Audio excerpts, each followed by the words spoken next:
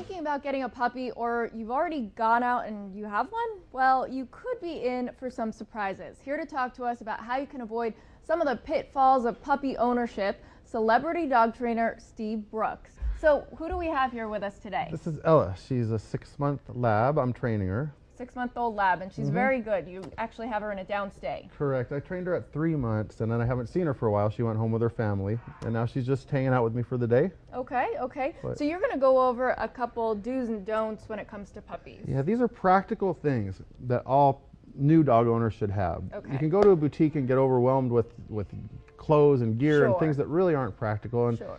this is what I think, when you get a new dog, it's nice to have a proper leash to start with. Okay. Just a nice cotton, leather, nylon, 6-foot leash is a good standard leash. Okay. I would Different sizes for different size breeds. Yeah, you can have a thinner one for a smaller dog, thicker one for a bigger dog. Okay.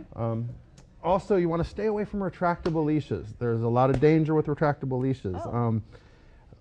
We can talk about that for so hours, stay but away we'll move from on. retractable ones, Retractables, just yeah. go with the standard. Exactly. Now what's this here? This is for calming a new puppy. It's called DAP, dog appeasing pheromone. It's a synthetic pheromone that actually reminds the puppy of their mother, and it helps calm them if they're whining or crying or barking. Okay. Also, the spray, it's some lavender and chamomile. It's a mist that you could spray in. So just like for people, how it's calming to people, it's also calming for dogs. Exactly. And some classical music, a squirt of this in their cage or in their, it's like cologne. And they're out. Helps relax them.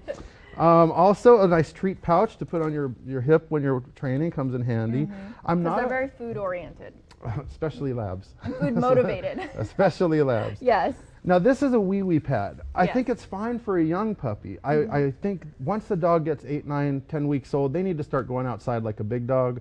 So I wean off these wee pads at a pretty early age. For a young puppy under 8 or 9 weeks, or if the owners just can't get home, they're in a high rise, something like that. Nobody could get to the dog. It's a good backup plan. For a very small dog, these are great. Yeah, it's still better to get a dog, even a little one, to go outside like a big dog. Yes. No. This is some biodegradable potty bags. Yes. Goes out. Always have to pick up after your pet. And they are biodegradable. It's nice to get a dog used to a nail trim.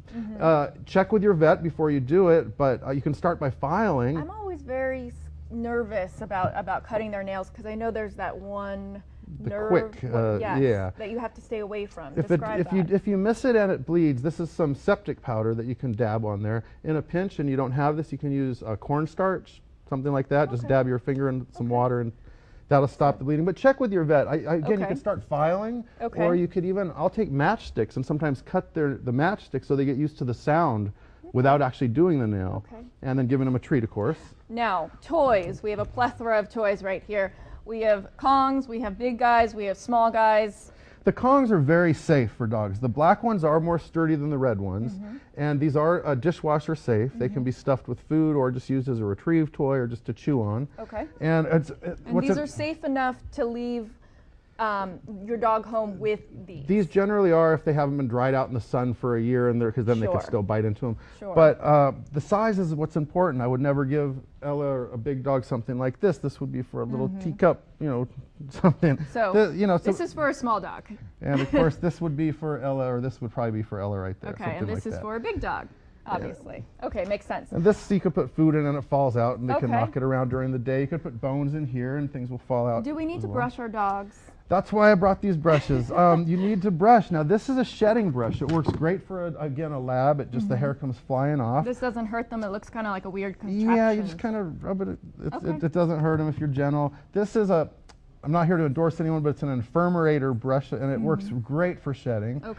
This is good for longer dog, longer hair. Like a golden retriever or something. Yeah, a standard brush would be a good slicker brush, something like that. Well, thank you so much. We have all your information up on the screen for you. Steve Brooks, K9U.com.